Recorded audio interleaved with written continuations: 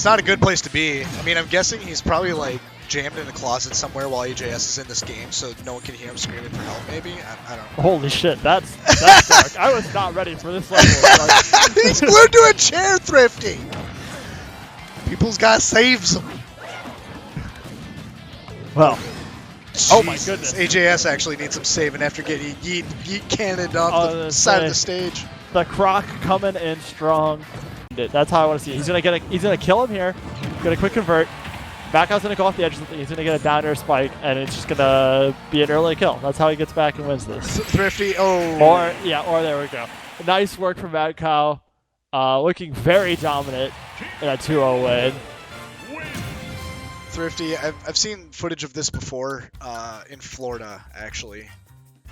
Where a crocodile and a kid. It didn't end well in that either.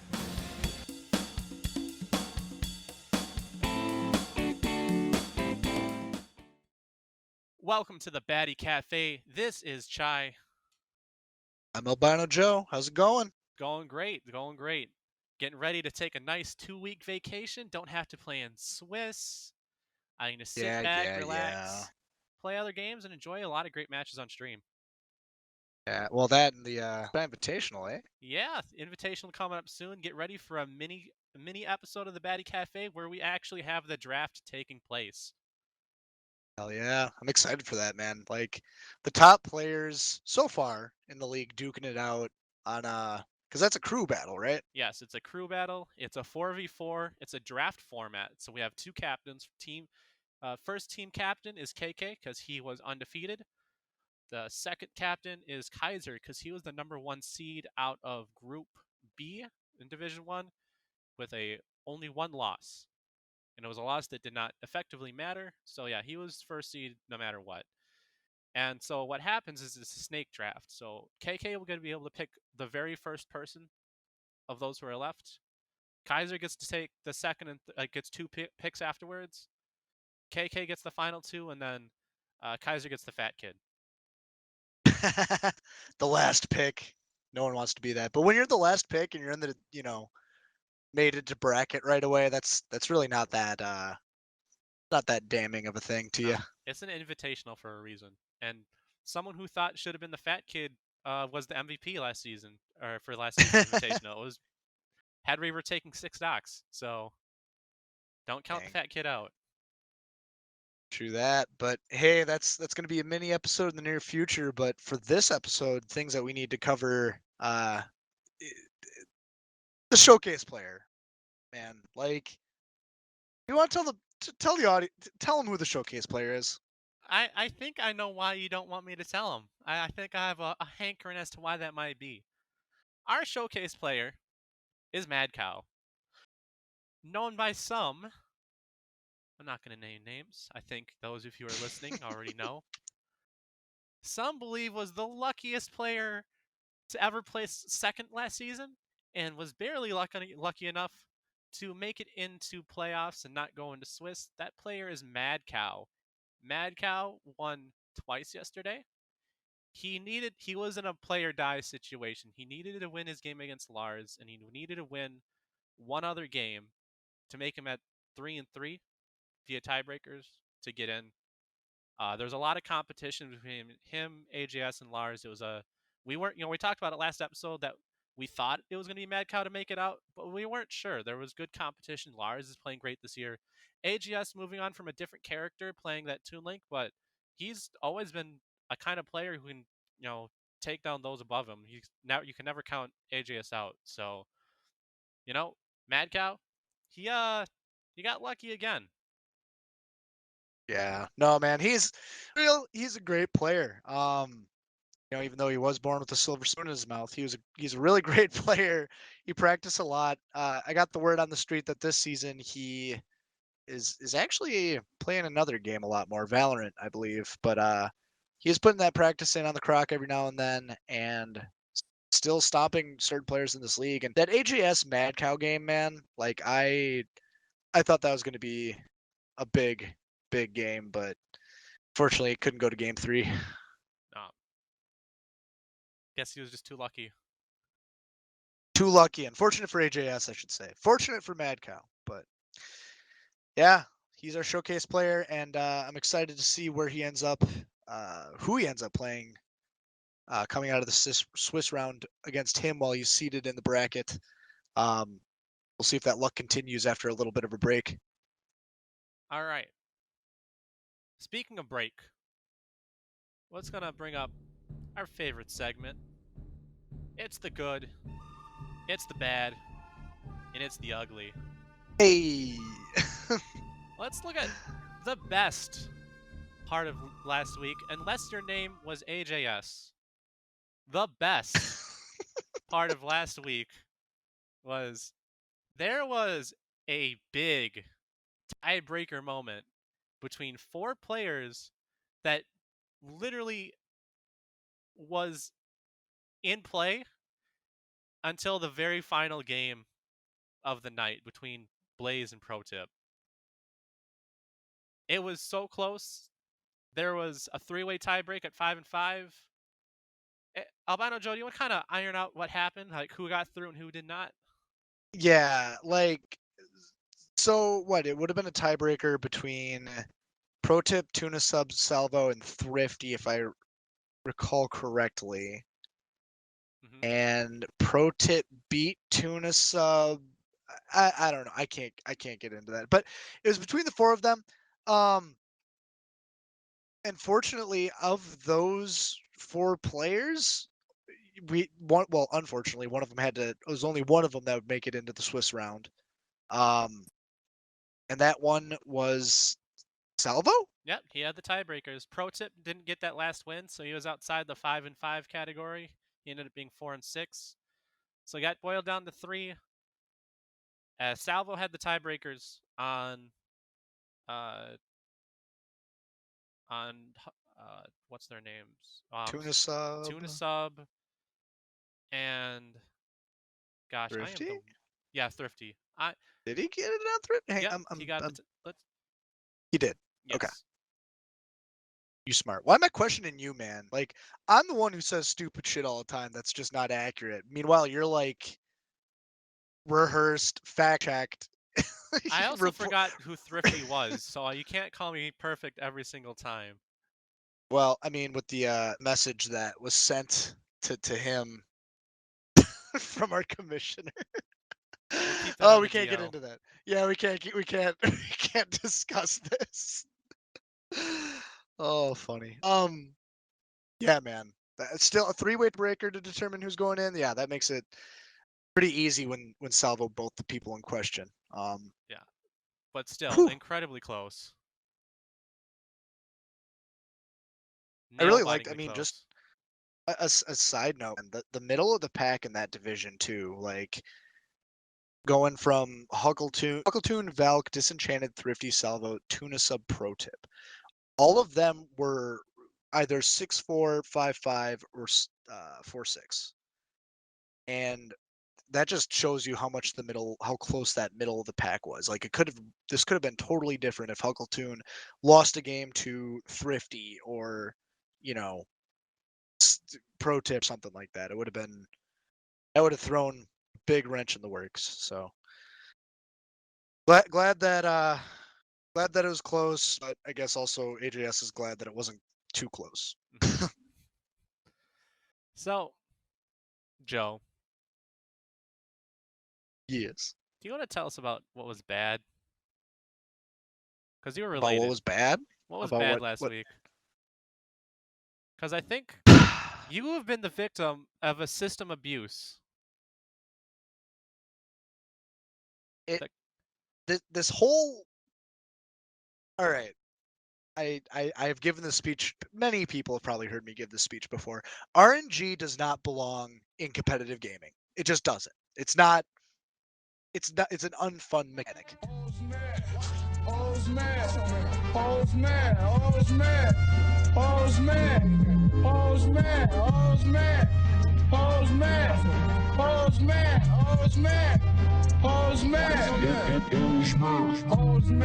And 2 players decided to manipulate this game of Super Smash Bros. Ultimate for the Nintendo Switch, made by a man by the name of Sakurai, by playing characters heavily based into RNG. What, Chai? Why did you plan that whole thing?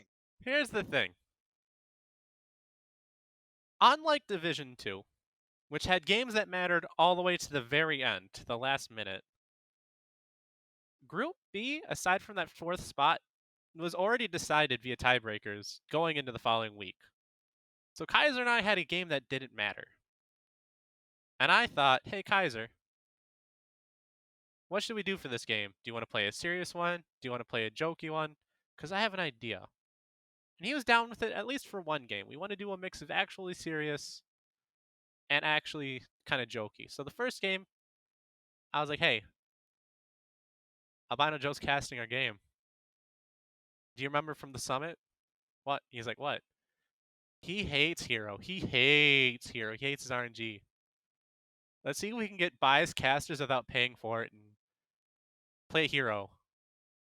And it worked. We did a Hero Ditto. I was loving the fumes coming from Albino Joe's ears, although I didn't get to see them. He probably was steaming. We have a new you emote heard them in the in my chat for it. voice. I was actually listening to Twitch chat and listening to him rage while I was playing my game, just so I could hear him get mad. I played his hero character that's like my best character. No, not really, no. But it is the character that makes Albino Joe my lovely co-host, dude I care about dearly. It made him real mad. It was funny as hell. And I ended up winning that out of pure cheese. But that's what Hero is. He's pure cheese. Yeah. Okay. Listen. Okay. Replace the word cheese with lucky bullshit, and then I just agree with that statement. You were able to win the game with lucky bullshit. That's it. Yeah. Welcome to Hero. But oh yeah. my god. What happened though? There's 8,000 points required to get a bias caster. It's a steep entry. Should certain characters who manipulate the system and automatically create a bias caster, do those characters be banned if it's going to manipulate the system? Ask the commissioner, man. I mean, you already know my answer, but the real answer has to come from the top down. All right, fair enough. We'll see. I can't talk about this topic any longer. All right, the ugly, Chai. The ugly. Unfortunately, going into the Swiss round, we are going to be missing 5 players in the league, and they're all very great players. They're all very great people, and they're all very good to this community in terms of, just being a part of us, a part of the group and everything like that. Spagooter, M Simple, Pro Tip, Tuna Sub, and Thrifty, unfortunately, will not be making it further into the tournament. And with that said, Thrifty, I can't believe you let Salvo beat you. That's icky. Like, come on, man. It's Salvo. Yeah, fair enough. I love you, Thrifty. But I mean, there's positives. They can keep shit, posting and pointless arguments. They can hang out, watch the stream, and they can look forward to something next season. Like, so for example, Disenchanted is 3rd place out of Group B, or Division 2. He didn't even make Swiss last season. Yeah, man, I forget about grow. that sometimes. Cause Disenchanted definitely moved up in the ranks between last season and this season, and they're, as people kind of cycle out as well. We're missing G Harris, we're missing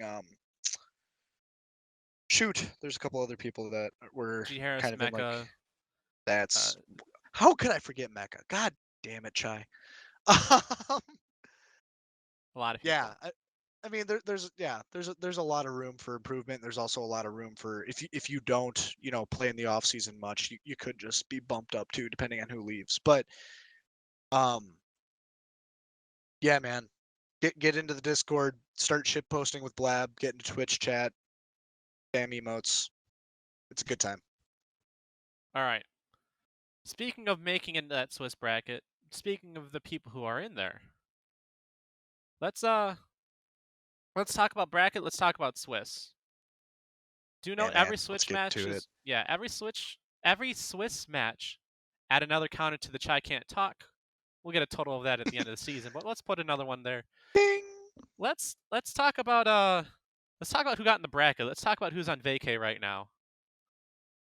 All right. So coming from Division 1A, KK Duds, My Wang, and Pecks are making it out. I mean, I'm not surprised with two of those. KK Duds. Cax, rookie. Don't really know much about him. I mean, actually, Chai, were you talking up Cax, if I Yeah, remember I right? was talking up Cax. He had complete poo-poo pee-pee internet connection that cost him a game through internet disconnection. But I was able to test it with him. He was a really good Smash 4 player. He plays Ultimate casually, but he also plays characters that are really good at annoying your opponent, and that's a real big winning formula this season. So he plays Olimar and he plays Lucas. He also plays Hero, so I think he can annoy a lot of different people. And Dear God, yeah, save me. he clinched out that fourth spot. I thought he was gonna actually do higher. I was surprised he lost to Wang, but Wang showed up. He's also in that group A out of the 4 that went through. Yeah, man. I'm saying this as Wang's roommate. I don't know how he made it there. I But wouldn't no, blame like you. you can. You know, it's really funny. AJS called me out in Discord saying something about a top 8 player didn't make it into the bracket right away, and that's me. I'm dropping some games this season. You know, I'm gonna call it that, whether it's true or not. But Wang, being in that third seed from Group 1A, that who knows? Maybe he's getting lucky too. Maybe he's the mad cow of this season. Maybe.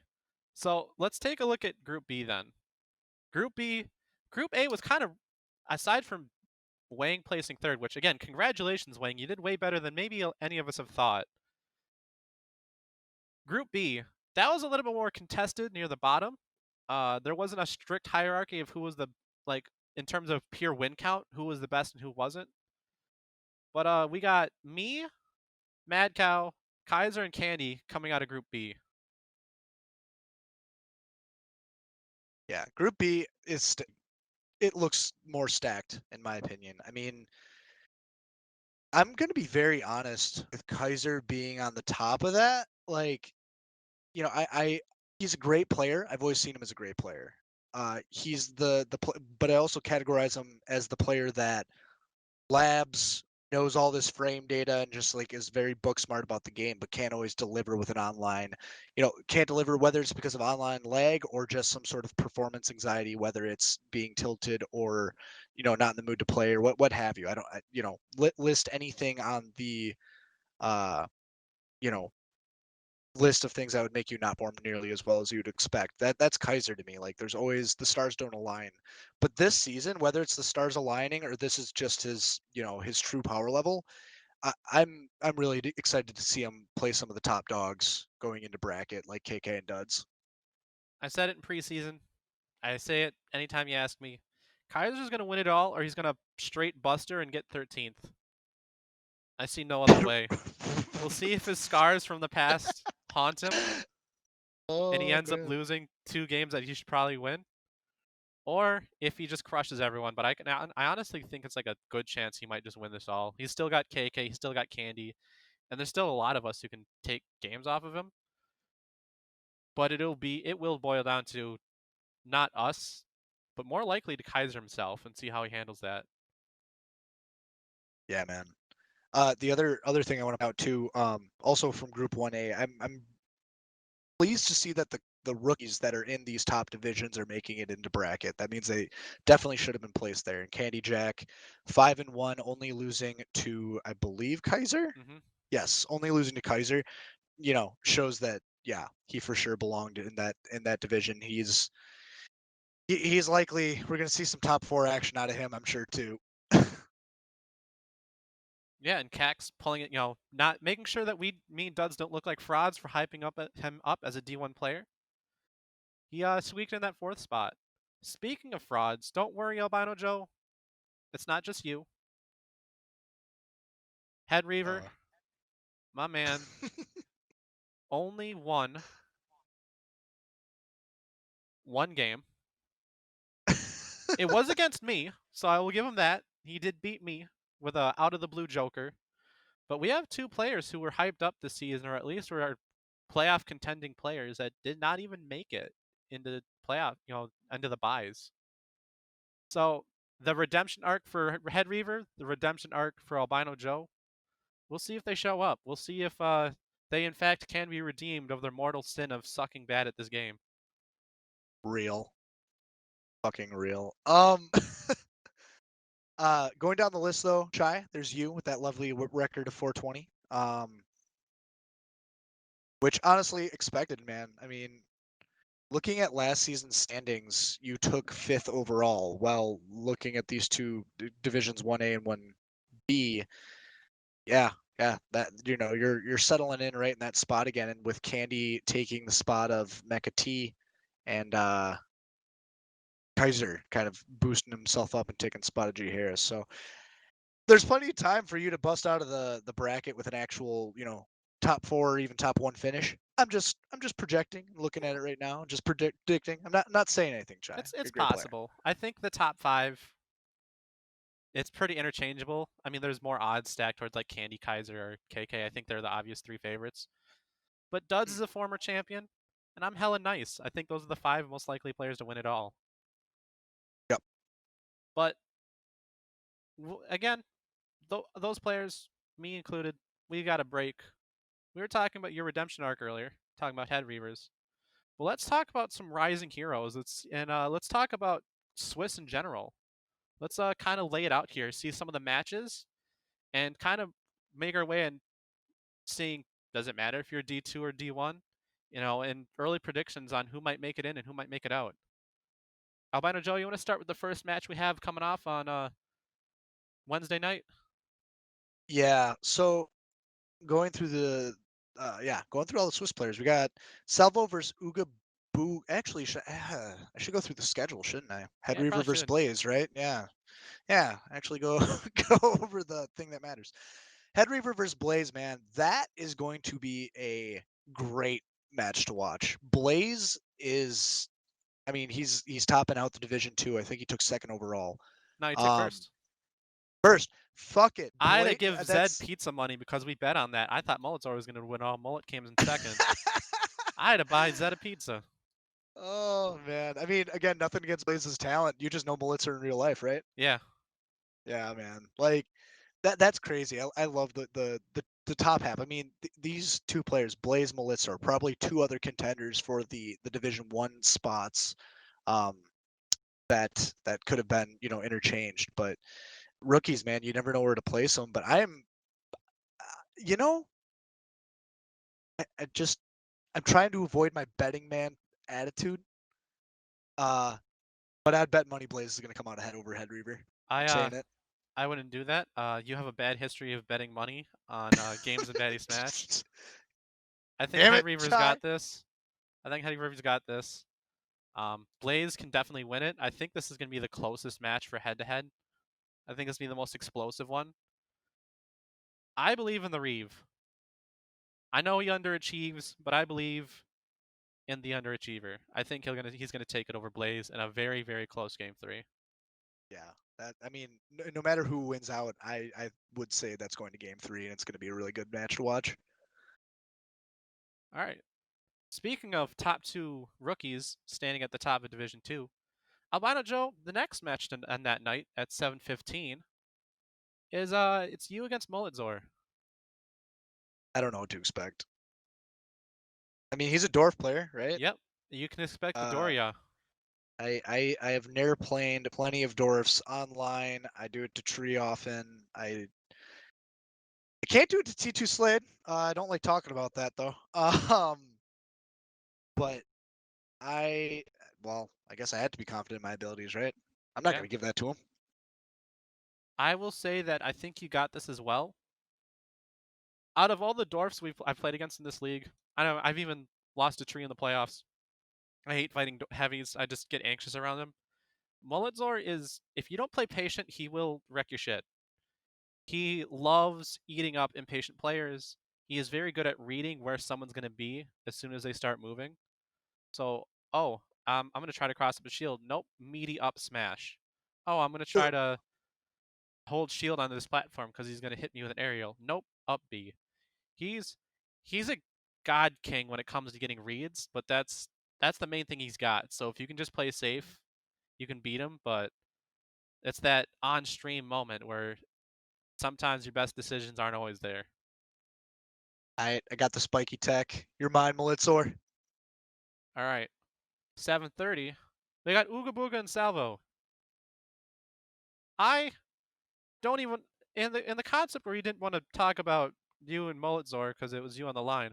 I don't want to talk about this one because Salvo is an anomaly.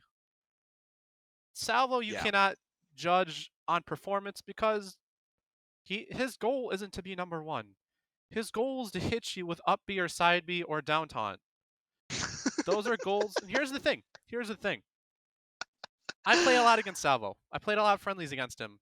Even when you know that's what he wants, even when you're fully aware that more than likely than not, there's the easy kill and the cool kill, he's going to go for it. And even when you know he wants the up B, sometimes you just still end up giving it to him. We've seen multiple games where all he does is up B kill people, and it works. It just works. Yeah. Salvo has the Wang roller syndrome. Like you literally just said, you know what's coming. You have options to get around it or defend against it, but you don't do those options. And Salvo finds a way in and you die. All that said though, this is just going to be a meme match, man, because Ooga Booga is also aka Spicy Boy that he's known in the Discord channel in his parentheses. He's also a meme lord. Last season, I believe it was, he did the series. I The forgot who meme he's playing series, against. it was against Benny, Yes. and they used Garfield versus John Wick as one of their matches. Yep, as Mies, and there's oh my god, there's two other ones. They're all great flavor. It was wonderful. So whoever wins or loses in this matchup, yeah, still another one that you don't want to miss. It's probably gonna be something funny going on in there. Definitely. Let's then we had 7:45. I want to talk about one of these players real quick. This is AGS 0 versus Valkyrier. I gotta say, I did not think highly of Valk going into the season. Really? Not even remotely. I saw him as the random main. Like, that's neat. That's kind of fun to watch. And then he kind of did, like, whatever he felt like last season. And I wasn't really impressed. And I always thought, what if he just stuck to a character? What if he just actually took it a little seriously? And he picked one. He picked Pac-Man. And he plays it well. So, slap my face and call me a donkey, Valkyrier, because you have impressed me. I did not think you're going to do this well. I thought you were going to not even make Swiss. But he's showing that Pac-Man is something to be feared and that he really knows what he's doing. And we'll see if AGS, I don't know how much Pac-Man experience he has. Yeah, I don't, I'm pretty confident in AJS's ability. AJS probably, I think he's played Valk a lot in friendlies on LAN connection over time. Yeah, I mean, not to discredit Valk too much, as you just talked him up, but if AJS doesn't win that, I don't know, man. I don't know. I think he's got that. Might have to crown him a fraud if he loses. Give him the fraud crown. Broad crown. All right. You want to talk about some of these next upcoming matches, Albino Joe? Yeah, man. 8 o'clock. Lars versus Disenchanted. Lars is someone who I still don't know much about. He's a great player. DK main still, if I recall correctly. He's been co-maining DK and Bowser this season. Got it. Heavy, thick boys. Oh man, more thick boys. Yeah, but Disenchanted has shown a lot of improvement from last season as well. I don't know if I'm that well versed enough to say much about the match, man. I think it'll be close. I've never seen these two fight against each other. I don't know what kind of experience Lars has against Zero Suit, but none of his characters match up well against Zero Suit. So it could just be a matchup thing where we can crown Disenchanted the winner because Zero Suit kind of shits on heavies. But Disenchanted also kind of just shits on himself every now and again and just loses games he shouldn't. So it's a battle of wills, and it's a battle of, wow, please, I play a heavy, can't get in. Please, is it my turn to play on advantage state? I'm getting bored. Yeah. Yeah.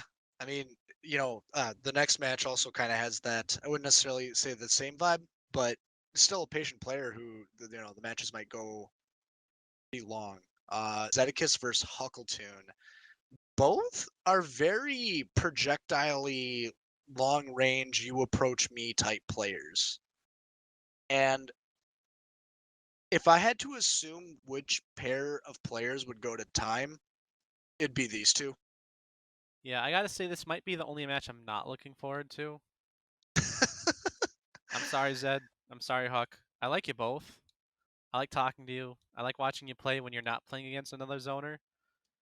But you're right. This could very easily go to time. I don't know if you've ever had a match in Baddy League that's gone to time. I don't think so. I don't think we have. Anyone, if you're listening and you want to make, if you're the kind of sadist who wants to make that your goal, I'd love to see it and also hate to see it. But yeah, Zed versus it's going to be a war of attrition. Yeah, it's kind of funny too because the way that Huckleton plays, it's not necessarily like he's always waiting for people to approach him. It's just he throws his projectiles out in order to make an opening for him to get in, whereas Zedekis is just always waiting for to be approached. So like, yeah, this that's all I gotta say. It's gonna go to time. If I would bet money on it. Joe. No, I'm not betting anymore. I'm not betting anymore. Joe. Okay, what next? What do we talk about now? Alrighty. What do we talk about now? Let's do one last touch up real quick on some of these. So we kind of talked about each match. Well, let's talk about who's actually going to get, who do you think actually is going to get through and who's going to get cut? We only have 8 people that are going to get through out of 12. Who's making it? All right, so look the list going top down in terms of seeding into Swiss, which actually kind of does matter. It's Ooga Booga, Lars, Zedekis, AJS, myself, Head Reaver, Blaze, Malitzor, Valk, Huckleton, Disenchanted, Salvo. That's the seeding going in. If I had to pick who doesn't make it into bracket, this is going to be a hot take. Probably, maybe. Actually, it's probably a cold take, but I feel like it's hot because I'm calling people out. Zedekis will likely not make it. Valkyrior, I would say, probably won't make it. And then after that, a toss-up between the 3 players, Huckleton, Disenchanted, Salvo. Mainly because Salvo's the coin flip who just randomly gets stupid hits off. Disenchanted, as you say, sometimes, I don't know if it's a mind state that he less D or miss openings or what. And then Huckleton, he's just that really patient player that sometimes will miss opportunities. Yeah. That's my take. For me, I agree. I don't think Zed's going to make it out. I don't think that Salvo's going to make it out. I don't think, and it depends on what kind of bracket luck he runs into. I don't think Ooga Booga's going to make it out. Ooh. I think we got a lot of frauds in D1. I think we got a lot of moving that's got to be going down next season. And I don't think that... I know I hyped him up. I don't think Valk's getting out either. I think he's going to have a rough ride. Yeah, man. I mean, he's selling that pack, man. We might be wrong. I mean, for any of these picks, we could be very wrong. But yeah, we'll see what the yellow half circle or whatever you call them, how that fares. At this point, based on the conversation we've had, you can already kind of guess this. This isn't even a hot take anymore. But the bottom of D1 and the top 6 of D2, that's not a boundary that matters. I think they're all pretty close in skill level. Yeah, man. Like Zedekis versus Salvo, or Lars versus Disenchanted or something like that. Like those are games that they're not very one-sided. They're if you told me Salvo beat Ooga Booga, I wouldn't be surprised. If you told me Disenchanted beat me, I wouldn't be surprised. Like it's that close. All right. And lastly, because those are the people we think will make it in, people we don't think will make it. Let's talk about those who didn't make it to Swiss. Yeah. Again, I mean, we already touched on it a little bit between the Spagooter, M Simple, Pro Tip, Tuna Sub, and Thrifty. Yeah, I think just the one thing I want to tell them as a last talking point, just Baddy is more than just a competition. It's a community. So like, if you want to post art or just talk to people or talk about how cake cones are disgusting garbage compared to the almighty waffle cone, you can do that. There's still people always looking for friendlies. You want to get better? Play some friendlies. Ask, hey, why am I getting my ass slapped? Could you help me learn why I'm not playing that well? I'd like to get better for next season. There's opportunity for growth. There's opportunity for socialization. And there's opportunity to watch a lot of these great games that are coming in Swiss. So just being there is going to be a great time. Yeah, man. Unless you're me and you don't want to, share your spicy strats for your next games, you can keep them secret too. Yeah.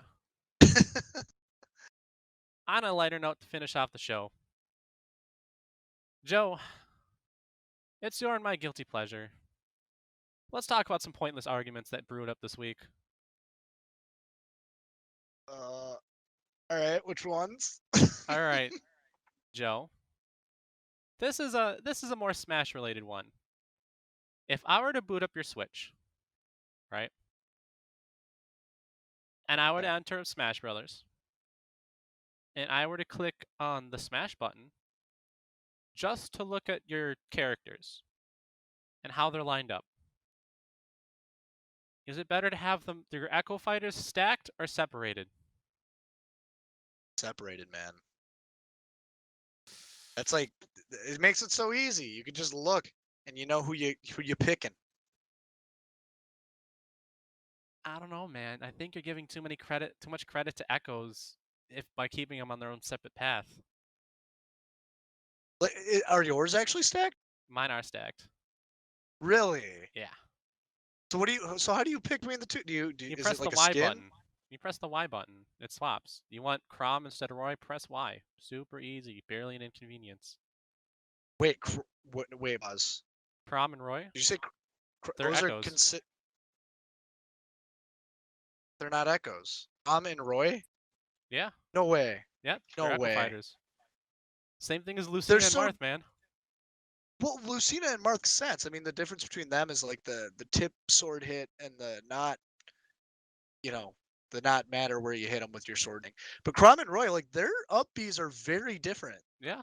Other than that, they have the hilt. They just have the reverse Lucina and Marth. That's the hilt hitbox versus the not hilt. But they're not that different. Roy's is better, gives a more horizontal range, but they both have heavy armor. I think Chrom has super armor on the starting of his up B, and Roy has heavy armor on the starting of his up B. So they're kind of close cousins. They're close enough that like just press Y. You don't need to see both of them. Daisy Peach, whatever. Dark Samus, whatever. Ken Ryu, maybe the biggest differential between all of them, but a Shoto's a Shoto at the end of the day. You have them stacked. Nah, man. Some of those guys, like I agree, are like Peach and Daisy, practically the same character. I don't think there's a single difference between the two of them. But some of those pairings that you named are very different. Very different, in my opinion. Yeah, that's all I got. All right. The real answer is pick the one that makes your layout of characters look the most symmetrical. But that's the easy answer. That's the cop out. It changes every new character. Yeah, changes every time a character is released. Huh.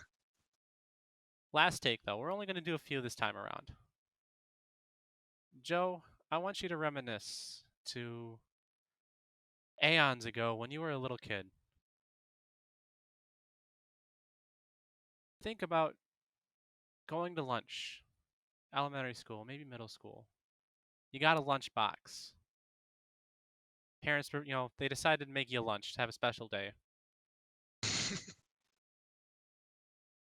They're going to give Okay. you a bottle of juice and they're going to give you a snack. If you're getting the snack, are you more happy to see a package of Gushers or a package of Fruit by the Foot? Fruit by the foot, hands down. Really? Yeah, man. Care to explain?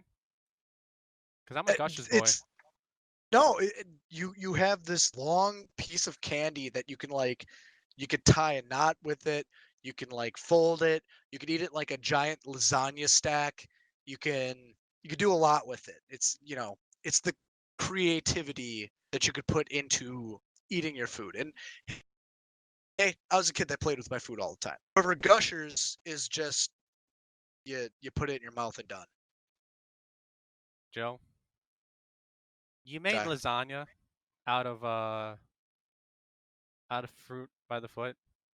Yeah, man. You stack it. What kind of classes were you in middle school and elementary school?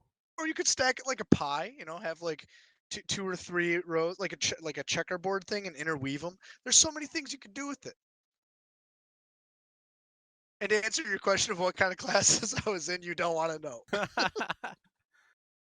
All right. And lastly, this one even had tier lists made about it. So you want that Fruit by the Foot in there, but you also have a drink that mom and dad prepared for you. Do you want to see in that bottle, out of these three options, these are on average the highest rated options. Do you want Sunny D? Do you want some Hawaiian Punch? Or do you want some Kool-Aid? I don't know, man. I'm reflecting and remembering a lot of Capri Sun in those days, but between those three, go with Kool-Aid. What was that? I'd go with Kool-Aid. Go Kool-Aid? Give me the Kool-Aid. I agree. That was my second favorite. The other one I liked was too niche to make the cut, but yeah, Kool-Aid. There's so many different flavors of Kool-Aid. It's diverse. Oh yeah. Wait, what? Wait a minute. What was your favorite that didn't make cut? There's a drink called Tampico. Oh yeah, that was the one that I never even heard of. Tampico like ever. is delicious. If you are lucky enough to live in an area that has a supersized grocery store, like a Woodman's or a BJ's or something like that, get yourself a treat. Go get some Tampico. You'll thank me when you're done. Looking this up right now. If they have it on Amazon, I'm getting some right now so I can at least try it before I go into the games, the bracket, let's say. Get the blue or the tropical punch flavors. By the way, blue raspberry isn't a thing. Blue is a flavor. Don't at me. Blue is a flavor. Green's a flavor. Purple's a flavor. Blue's a flavor. Colors are flavors, guys. Get over it. All right. Well, Joe, I hope you find a Tampico you're gonna like on Amazon. I can't guarantee the delivery process will be smooth. Add another ticker to the Chai can't count counter. Wait, Ding! can you not count or can you not talk? I can't. Add another one. I can't talk. Ding! We're at 3, ladies and gentlemen. We're at 3. All right. Well, hey. Along with a good, elementary school lunch, Joe, I hope you have a great Swiss bracket. Oh yeah, man. I'll be practicing. While I'm practicing, you're gonna be in charge of that interview, eh? Yeah. Upcoming soon, I'll have a one-on-one interview with Kiszer. But before then, I'd like to lead you guys off with a message from our sponsors today. Need a boost to your confidence? Week's been getting you down? Just can't afford those darn biased casters in your Twitch streams? Never fear, Simple Simping services are here. We offer many different options to best suit your preferences, such as the classic simp, the cheerleader, the white knight, and many more. Our services are available from Monday to Friday from 1 p.m. to 11 p.m. Not to mention, we have a special 20% off discount sale on Wednesdays from 7 p.m. to 11 p.m. You can contact us by reaching out to Simple on their Discord or one of our associates at 719 266 2837 and selecting option 3. Well, what are you waiting for? Contact us now. We can't wait to start simping for you. Welcome back to the Baddy Cafe. This is our interview section. This time it's going to be a little more intimate. It's just going to be your boy Chai, and I am here with Kiszer. Thanks for having me. Appreciate it. Yeah. Looking forward to it. All right. So, Kiszer, season 2, I believe you came in 13th place. You, like me, new kid on the block. We placed around the same time. If I believe correctly, we both placed around 13th. Next season, you place 7th. You do better. This season, you finish on top of your group, losing in a cheesy match that really didn't mean anything. And you're number 1 in Group B. You're a captain in the Baddy Invitational. And you're looking like a top seed to win this whole thing.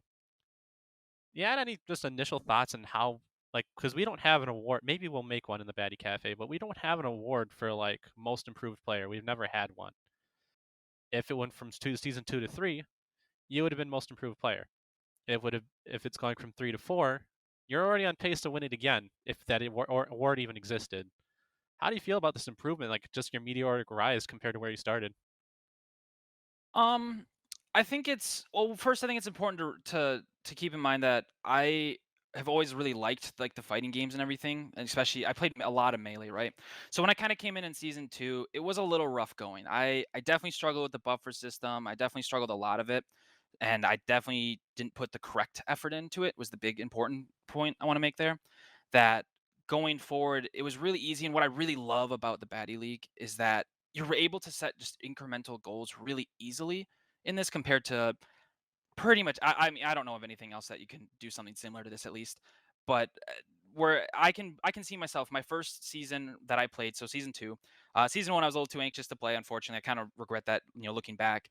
But season 2, I remember losing. I lost to Phoenix Blaze in the playoffs, and right afterwards, I just had this big goal where I'm like, okay, next season I have to at least top 8. That's what I want to do, and I was able to do that. And then this season I was like, well, Mecha T said it'll be at least 3 years before I can top 5, so I got at least top 5, right?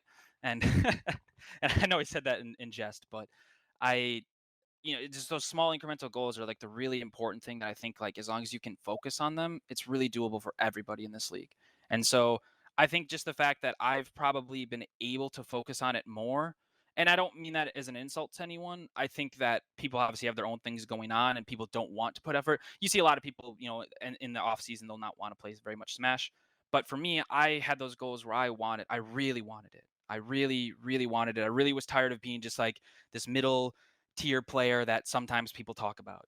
I wanted to be someone that was kind of was feared. I don't not maybe not feared, but I want to be people looked up to facing me. People were like, oh, I'm looking forward to that matchup. I didn't want to be that guy where they're like, it's Kiszer, I'm gonna 2-0 him. Yeah, well, you've been the understudy the last few seasons. Now it's time to be, on a leading role, and it's looking pretty hot for you going into the playoffs. So those are some of the more hard questions, just about learning and getting better. And I think out of all the people we kind of interviewed at the right time, you're the right person for this. But not everything is about learning. Some things are set in stone. Some certain things, some opinions, are very hard to change. Kiszer, you are what I would like to be, and I don't mean this insulting me, I mean this lovingly. You're one of the kings of pointless arguments. There's That's 5 of us who just completely dominate that conversation. And so I'm sure that you've already seen some of the questions I'm about to ask. And maybe you didn't pipe up on them, but I'm sure you have your opinions. Kiszer, this is the most important one. Are you a cake cone guy with your ice cream or a waffle cone guy? I gotta be honest with you, Chai. Until the Baddy Discord went into this debate, I legitimately did not think people ate cake cones other than children. I'm sorry. I legitimately thought that was something you gave to kids at a birthday party or like your 4-year-old because you don't want to have them to have so much, so you give them like a small scoop on a small little cake cone. I legitimately I don't think I've ever seen someone like other than like the pictures that you guys have been sending to prove your point. I every time I've ever gone to an ice cream place, it's give me a waffle cone. Like, come on. I don't know. People were complaining about having a leak through. I don't know how slow you guys are eating. I've never had that happen. I have the ability of unlike a child to clean up after myself and to make sure I don't get messy. Leading back to the cake cone kid argument again. All right, cake cone folks, you heard it here first. You grow up. Waffle cones are for adults. Yoshi's for babies. Cake cones are for babies as well. I'm just saying. We're gonna have a private discussion about Yoshi because Yoshi's Island on Nintendo on the Super Nintendo is one of the best games of all time. But that's a separate conversation. All right. On a more serious note, and it's something we talked about before the interview. Kiszer, it's a pretty dark thing to talk about, but as you've explained to me before, you have been the victim of sexual abuse.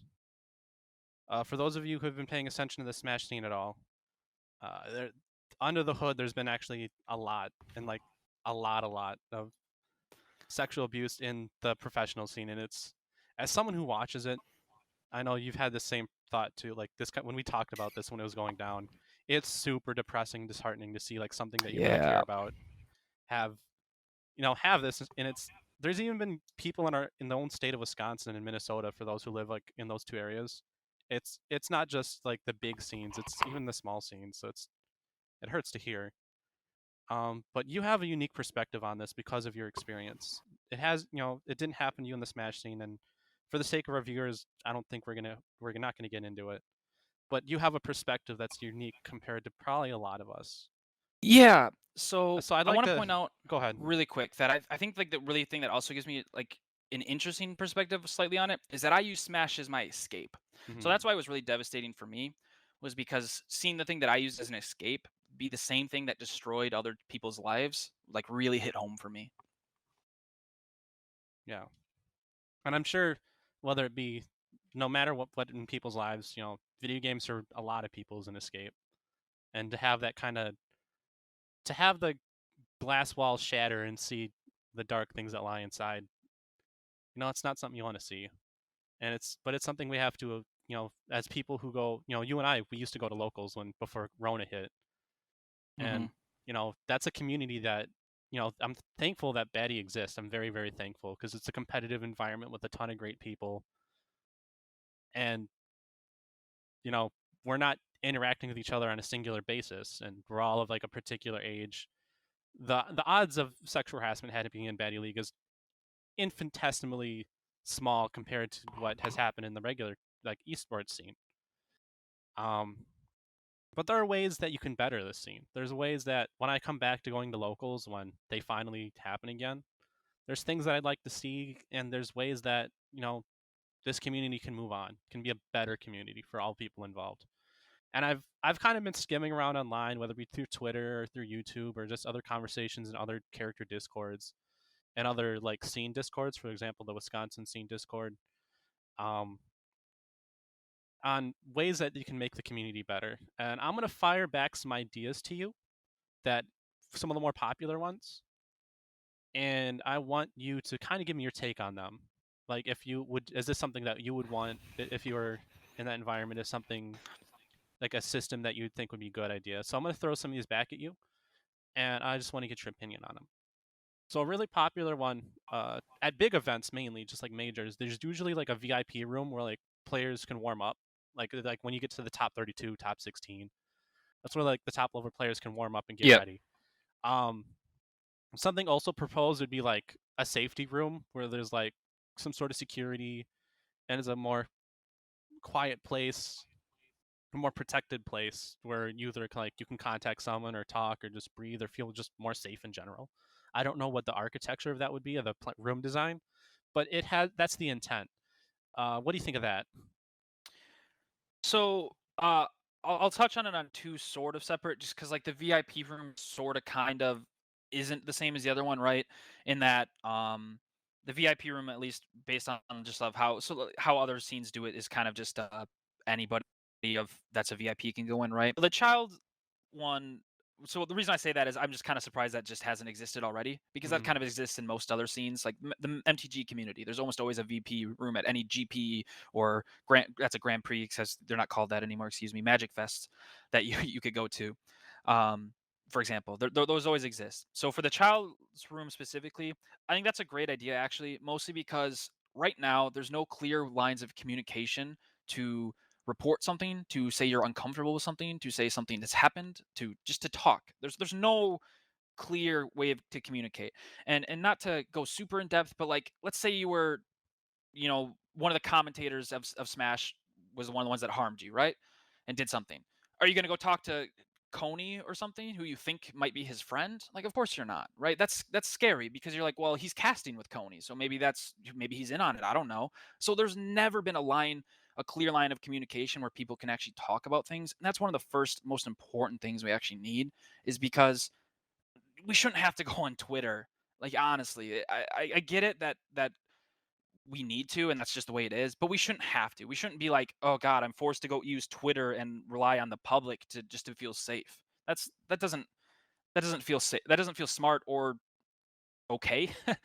Even it doesn't make sense to me that a child would have literally no idea who to talk to, or no idea what to do if they were in some circumstance where something happened to them right now, or I guess previously, excuse me. And so right away, having some kind of professional there, it doesn't have to be like a registered psychiatrist or necessarily, but some kind of social worker or something there, that would just be great. And making it so kids can feel safe. If they're ever in danger, they can just run in there and be like, you have some kind of security outside, so obviously they're not going to let in the 22-year-old who's following the 15-year-old.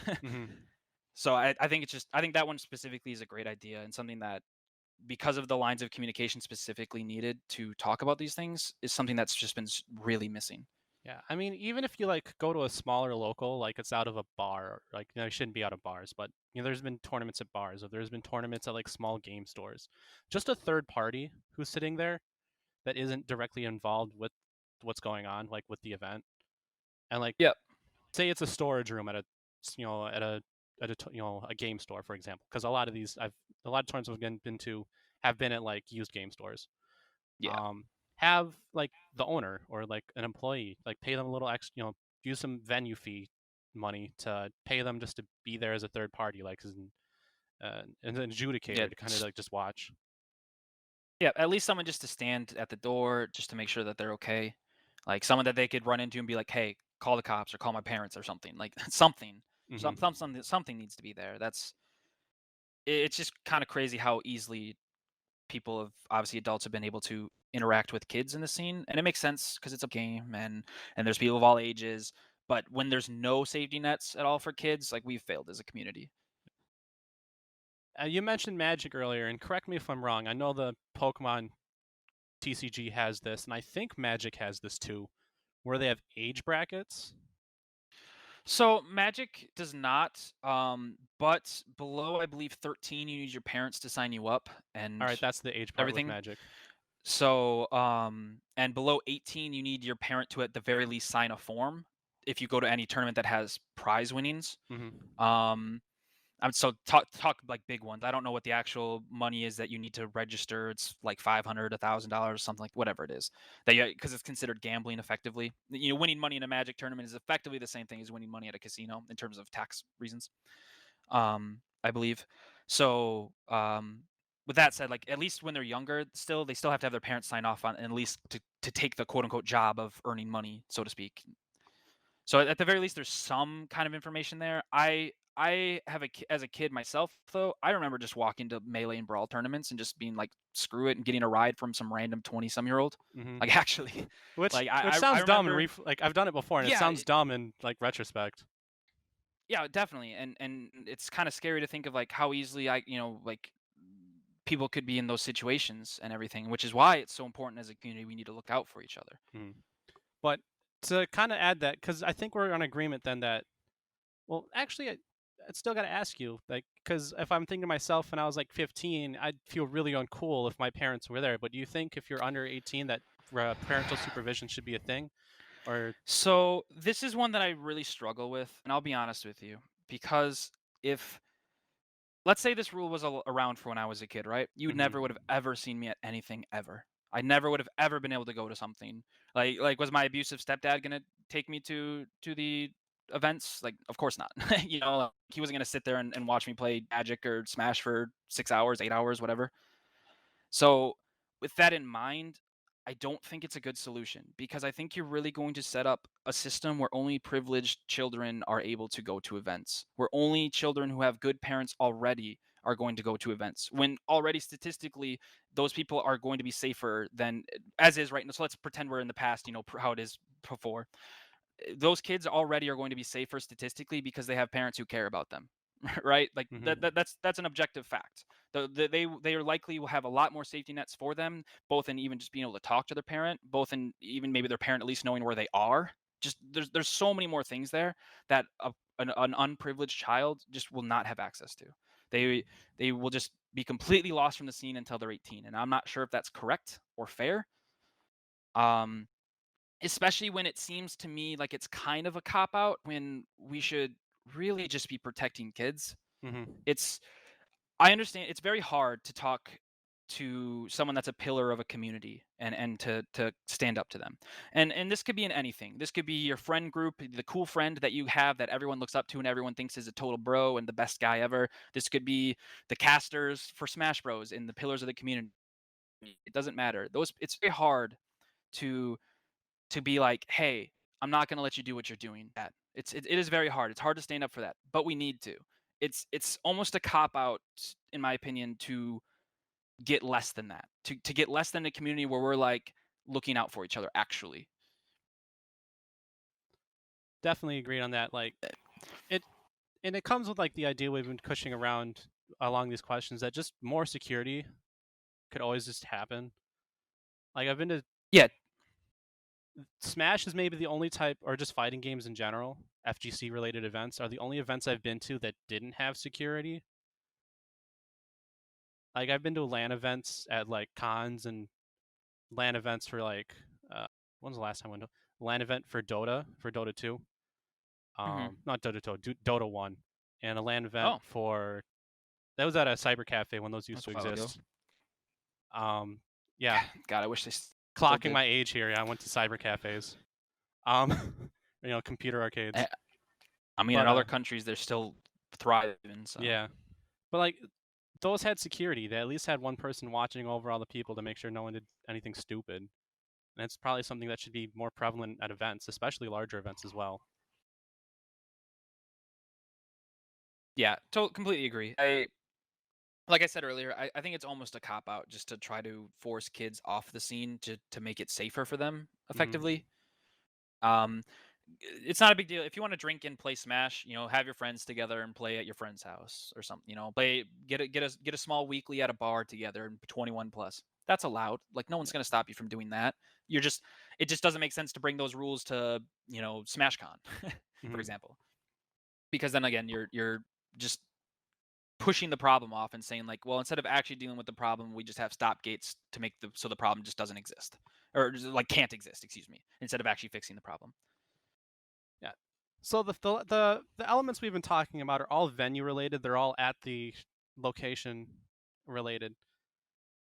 I went to one of these at my last Smash and Splash, and it's something that is kind of culturally intertwined. Whether people go somewhere else, or people like if you're at Smash and Splash, you're at the Kalahari, it's a hotel, or if you got other events that are held at a hotel. There are almost always a lot of times there are parties afterwards. So I've been to a party, at Smash and Splash with a bunch of people from the Minnesota scene. I've been to parties, after going to like being at a venue, like a smaller venue, and going out and drinking with a bunch of friends at like someone's house. And that's just me. And this is when I was, of legal age. I didn't start going to tournaments really. I did a few when I was young, but I didn't really start to more dedicatedly go to tournaments until Smash 4 came out, and I was already 21.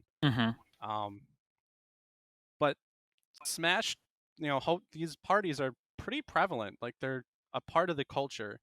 whether they should be or not. And say I'm like a 16-year-old kid, right? And I'm like, wow, my favorite player wants me, I was talking to my favorite player, and he's like, hey, you should come to Yep. this party with me. That's a Oh remarkably boy. unsafe place for kids to be. Should those Yep. parties still exist? I know it's something you can't control So as, because it's their hotel. It's off venue. mhm.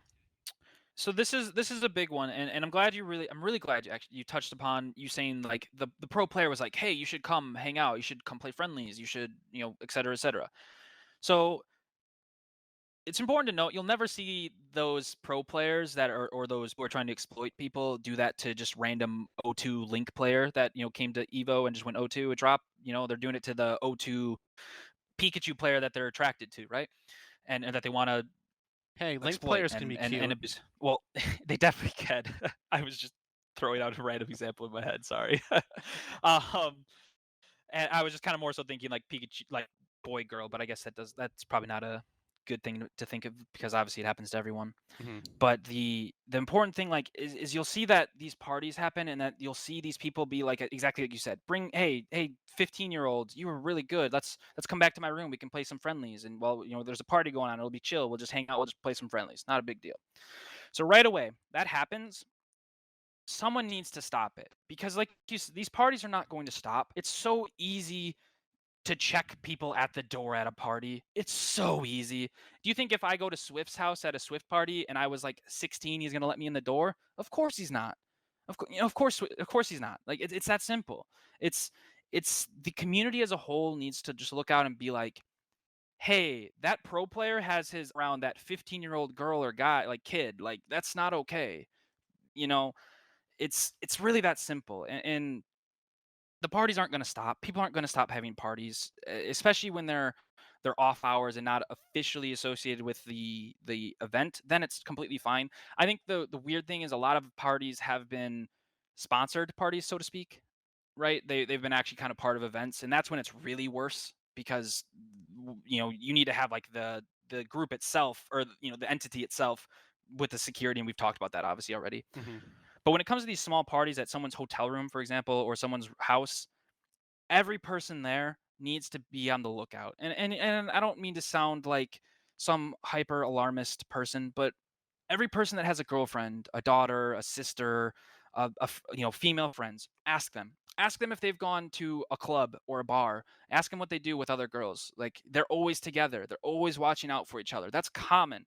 And that's and it's something that they shouldn't have to do, that no one should have to do. You shouldn't have to constantly be on the vigilant. You shouldn't have to be vigilant for your safety always, but you do. And then that's how it is. And the Smash community as a whole needs to grow up and adopt that as well. We need to look out for each other. If I see, it doesn't matter. If I see someone in Baddy Smash that I enjoy and they're being really friendly with a 15-year-old, like you better believe I'm going to keep an eye on that, right? Like obviously someone playing friendlies with someone doesn't necessarily mean anything. But we've seen so many situations where like the Nairo situation where he was literally like to this 15-year-old kid who was like, man, I've seen you play, you're looking good, you want to come hang out, basic kind of things, right? And we immediately need to be just super vigilant as a group, as a community on that. We need to call that behavior out because it's not okay. It's not okay to feed some 17-year-old 16-year-old drinks and then sleep with them. That's clearly not okay. And the big problem and the big thing that happened with almost all these stories is there was someone there. There was almost always someone there, and no one ever did anything. And that's like the true thing that kind of hurts me the most, honestly, is because in my life, what if someone had done something? There's so many times in my life that I felt like I fell through the cracks just because someone didn't do anything. Not to be super emotional about my stuff or anything, but for example, when I told a guidance counselor I was being abused when I was younger, they told me just to suck it up, right? Like Shit, dude. so many times you just fall through the cracks, and there's so many times where you're just like, what if, what if that person at that party would have been turned around and to D1 and been like, hey, you shouldn't be giving her shots. She's like a kid. And even if I know they thought she was going to be 18 in like at midnight or whatever, that's not okay. That's She's not an legal. 18-year-old kid that like, yeah, exactly. In your mind, she's an 18-year-old kid, almost 18-year-old kid that your dude is like shoving shots down her throat. Your friend is shoving shots down her throat and is sober himself. That's clearly not okay. Anyone with anyone with a brain, if told that situation, in a vacuum, if I told that situation to Joe Schmo down the street, they'd be like, "Wow, that's horrendous," right? So why are we not seeing that in the moment and being like, "That's horrendous"? It's only after the fact that people go back. But there's so many times where we just need to be vigilant and watch out for each other. Like the 20-year-old kid should not be asking the 15-year-old kid that went 0-2 to be like, hey, let's play a bunch of friendlies, and they shouldn't be hanging out with them. They shouldn't be friendly with that 15-year-old. It's okay to play games, obviously, and stuff. I don't mean to say that, but when they're being like really friendly and really weird, like someone needs to call that out. That's what it is. Like so many people saw D1 with that girl, for example, right? And I know D1 lied, but they all saw that he was just shoving drinks down her throat, for example. No one did anything. Like, Like here's the thing. there was so. It's hard. Even- It's hard to do something. It's hard to do something, but like, the thing You that have to. bothers me with that so much is like, say she was 22, right? Mhm. You're still sober, shoving drinks down a girl's throat. That's scummy, no matter Exactly. what age that person is. Exactly. Yeah, and so like I get that there's some situations that like are obviously hard to it's really hard, like I said, to go up to that pillar of the community, to your best friend that, like I said, that everyone thinks is cool in your friend group and looks up to. It's really hard to go up to them and be like, I'm not going to let you do this. It's really hard to confront that person that everyone respects and that or is really powerful in your group or community, and to be like, I'm not going to let you rape this girl. That's really hard to do, but it needs to be done. And it's unfortunate because I truly believe that most people are good. I think most people want to be good. I believe that to be the case for at least 75% of people in the world. I think at least 75% of the people in the world want to be good, if not much more than that. So like it's unfortunate, but because we have so many good people, if all those good people just do something, then the community as a whole will swing towards that really good behavior. Because the only way that like the bad people will actually win, and I know this is pretty common, is literally just if the good people do nothing. That's it. That's how it's been throughout history, right? You can probably think of 50 examples off the top of your head where just small to big examples where someone didn't do something, so something bad happened. It's the same thing here. Freedom dies in silence. The air of comfort, the air of anything just, you actually have to recognize it and point it out. Otherwise, there's no consequence. There needs to be a consequence for things to not happen. Yeah, and like I said, and the biggest earlier, like when you have these things happening and continue happening, clearly now that we obviously you and I didn't know that there was rumors of these people doing these things, but clearly these rumors have now existed because we've heard from people being like, "Man, I've heard that that person was a bad person, but I just thought it was a rumor." Like we've heard, like something like those rumors just should not even be existing. Like if those rumors exist, it's got to be like, okay, people are saying my friend's a rapist. I'm at the very least going to talk to him or keep an eye out on it, right? Like you shouldn't. People are just so easy to dismiss that stuff and be like, nah, not going to care about it because that would be confrontation. That would be really hard. That'd be I don't want my friend to be a bad person, right? So they just shirk it off. And I get that. It's very logical for the human brain to want to avoid problems, right? That's everyone does that. That's just the human brain how it works a lot of times. You'll try to avoid problems, but that's how we got into this mess in the first place. We just avoided problems. Mhm. So we really need to just step up our game. And I really think this community can easily be something that's safe and cherished, but we all need to do our part. That's the thing, is that it it had that the FGC in general, because I play other fighting games, has had that visage for so long too. So to see like they have this mask off moment, like it can still get back to that point, but you still have to have that mask come off before you can see what it is for what it really is, and then fix it from there. Yeah, it's weird, and I get that naturally having a community with young children and adults is going to cause bad people to want to be there, right? That's going to happen. Someone that's like that's wanting to exploit or groom or do anything to these children, they're going to see that these opportunities exist and they're going to dump on them, and that's one of the biggest reasons why you need to shut that down. Like they're going to see it's not it's very easy for someone who's not aware of the dangers or of that stuff to not just to shirk it off and to not think about it and just to not care. And that's not to say that they wouldn't care if it was brought up to them, but they just don't really know it's something to care about. Mhm. But if, again, like I said, if you talk to your female friends or someone who's been through this stuff, like they're always hyper vigilant, they're always scared and stuff, and that we as a community like should just not allow it to happen. And it's shameful that it's gotten to this point and that it took to get to this point. But I think something that we should all recognize is that this happening and this you know, mass twittering and showing of people doing things and all these accusations, like we should keep in mind that this is a good thing. And I realize that's hard to think about a lot, but getting these people out of the scene is the best thing we can do right now, and making sure that people understand that these things are problems is the best things that we can do right now. Mhm. So I really hope that people can just be really introspective from this and can really just think about being like, what can I do? Again, it's not, people don't need to be some superhero. People don't need to be some idol. People don't need to be some put on a pedestal. That's not what we need. It takes a lot of people doing just the right thing. We don't need to. You don't want to be glorified for being normal, or I don't know how to phrase that. But For we not being just a bad need to do it. person. Exactly. Yeah. And that's kind of seems like where the community's almost swinging on this and everything. So it's just like we need to just be regular people who are just there to play video games, have fun, and make sure everyone's safe, gets home safe, and everyone enjoyed their memories. That's it. Like no one wants to go to SmashCon and come back with trauma. People want to go to SmashCon and come back with fun memories of that one time that MK Leo 3-stocked them twice, but they got a 1-stock off of them game 2. They got 1-stock, so like that's the stories people want. Yeah, I mean, And we should be able to give it to them.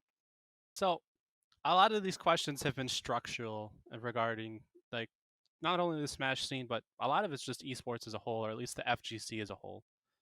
Whether like should there be an extra room or should there be more security? But this is a more open-ended question for you. And it doesn't have to be a long answer, it can just be a short answer. And we've kind of Mhm. touched on it as long as we've, what I think you might answer as we've gone along, just answering these structural questions. But Mhm. what if you were to kind of nail down at least one, maybe two things, not structurally, but culturally, that needs to change within the Smash community, like for the better, what would you say is like the number one or maybe If just if two things that need to change? if I had to say it and break it down and to make it simple terms, the scene needs to grow up. That might be too simplistic of an answer, but the scene just needs to grow up. It's really that simple. In the Melee scene when I was younger, maybe some of the older members of the league can talk about it too. But I did go to tournaments and went to some of the bigger ones around 2005 to 2008. Um, I was a young kid obviously at the time, but 10 to 15 in there, and I immediately wish that the scene that we have now was more like we had back then, because back then it was just really low key. People were, the people running the tournaments were the ones also playing in the tournaments. People were just there to like have fun. We weren't there to make money or to be powerful. Like it was just a small scene. No one outside of that scene cared about us. And I don't mean that in a bad way. I mean that in the sense that like we weren't popular. We weren't powerful outside. You know what I mean? We didn't have being good at Smash. Your local scene didn't mean anything other than your friends are like, man, we got this really sick Fox player, right? Like that's it. But now the scene is these people have immense power when they're good at a game, and they have the Twitter and the follow, Twitch and people watching the tournaments and all the money that's come in and all this stuff. And it's made it really great for an esport and much better for a viewer, right? Back then, obviously, it was really almost impossible to watch games unless you found them on a forum of of a recording of a Ken game. And I remember trying to go to the Smash boards and trying to find some Ken games back in 2006, for example. I remember that. But back then, but because now people have just so much interest in power and what it does, no one calls that out. Like the point was made earlier, hey, come play friendlies with me, come hang out to my hotel room. Wow, this really important Smash figure's talking to me. Of course I'm going to listen to them. We need to grow up. This is a game that we're here to have fun. You're not supposed to look at Leffen and be like, oh my god, that guy is a god. I worship him. I care about everything. You can like him, you can respect him, you can love him as a player, you can even like him as a personality. That's the important thing, not as a person, as a personality. And so like we just need to grow up and understand that people are people. The famous Smash players, they're not your friend. They don't know you. You don't know them. You know a personality that they show you. That we just so many things. Like I don't know. I guess that's like I feel like I could ramble forever, but we just need to grow up and just look out for each other. Realize that people are humans and that we're just people. Like that's just it. No one's God because they can press buttons on a controller better than someone else. All right. Well, hey, Kiszer, I know this is like we talked about this pretty extensively as soon as like the first bombs are starting to fall. And I know this is a tough topic for you, but I thank you for coming onto the show and kind of sharing some of your, some of your knowledge, some of your experience, and some of your, outputs and outlooks on the situation as someone who's kind of been in those shoes, not in the Smash scene, but just in general. So I thank you for being, willing to share some of that insight. That's the word I was looking for, is insight on all of this. On a lighter note, though. Oh, go ahead. I was gonna say definitely appreciate being here. It's just I did feel like I did want to talk on this topic a bit just because I felt like this was a topic that I feel like hopefully helps people open up and like think a little bit more about their actions, about others' actions, about their surroundings. And that's all. I want people to be a little introspective, introspective from this and take something from it is all. All right. On a lighter note, though, at the end of each episode, we tend to give our guests their soapbox, the time to say something that they, whether about the league or about what they're doing, or hey, watch out for me, I'm the best player, I'm gonna beat y'all ass, come at me. Yeah. You have a chance to say anything. Well, I can edit things out, but you mostly have a chance to say whatever you want. What you want to shout out to the world of Baddy Smash? Honestly, I know I joke around a lot, and I know I say like I'm kind of cocky a lot, but I'm really not actually like that in actuality. And so like I don't really have anything big to say in terms of calling my shots or anything. Because to be honest, my goal this season honestly was to place better than you in bracket or in group stage, excuse me. You already achieved it. And I did that. So exactly. So like that was the one main goal. I'm not even joking. That was the driving force between like I was like no matter what you end up, even if we weren't in the same division, I needed to place higher than you. So if you got in the other one and got second place, I had to place first. It didn't matter. Like I that was my only goal coming into it. So I achieved that. So I'm really happy. So I'll just leave with this note and say that with everything that we've talked about tonight, it's very easy just to want to say nuke the scene. We're done. It's over. We can't come back from this. And to be honest with you, I was kind of like that at first. I was really down in the dumps. I'm sure people that were talking to me at the time, like I was really hurt by this, and I was really down by this. The biggest thing that I want to say is just don't give up. Just don't give up hope. Just don't give up the fact that this all happening, it's called coming out, excuse me, is a good thing, and that we can take this and make the scene a lot better. And I'm really looking forward to that. But hey, that's going to conclude today's interview. Kiszer, I'm glad you could say out to the world. I mean, you're a huge guy, huge guy in terms of performance. I think I'm taller than you in real life, but how tall are you? 6'2". Oh yeah, you're very little taller than me. I'm 6'1", so you got me. You got me. All right, but you're a huge player in this league right now. You've been meteorically rising, and it's gonna be exciting to see just your growth even into these playoffs. Like I said, I'd say like 60% chance that you come in first, 40% chance you fucking bust her, but I'm leaning towards that 60. Yeah, hopefully I can just take these 2 weeks and kind of finalize some game plans and some play that I've been trying to work on. Because like I said, I always like practice with intent, super important. I still do it every day. Anytime I practice, I always do it. Doesn't matter how I'm practicing. I always have an intention with what I'm doing. So I have these 2 weeks. I have some spicy things I've been working on. I'm hoping I can bust it out. All right. I look forward to it. Maybe you can see it in that Chai Invitational, Captain Kiszer. That's a lot of pressure. Yeah. Well, hey, thanks again for watching the Baddy Cafe. This has been Chai, talking here at Kiszer. Thanks so much for having me. This is Chai, Baddy Cafe. As always, no Johns.